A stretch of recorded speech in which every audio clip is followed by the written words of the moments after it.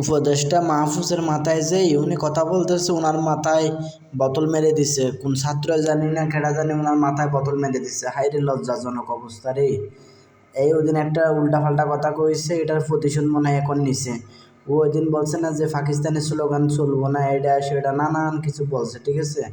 এই জন্য মুখের সামনে যে একটা স্পিকার ফেলে কোনো কিছু বলার সময় হিসেব করে বলবেন, সরকার পক্ষ লোক হোক বা এমনি সাধারণ মানুষ হোক, ঠিক আছে। মাইক হাতে ফেলেই উল্টাপাল্টা কথা বলবেন না, ঠিক আছে।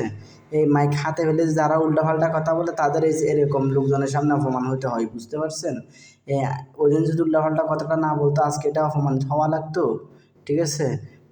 এই জন্য মুখে কোনো কিছু বলার আগে হিসেব করে বলবেন ভাইয়েরা, ঠিক আছে।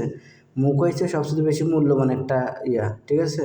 এখন এই জন্য মুখ দিয়ে কোনো কিছু বলার আগে হিসাব করতে হবে যে আমার কথাটা কোথায় আঘাত লাগতে পারে বা কার আঘাত লাগতে পারে, বা আমি নিজে এটা হতে পারি কিনা, ঠিক আছে।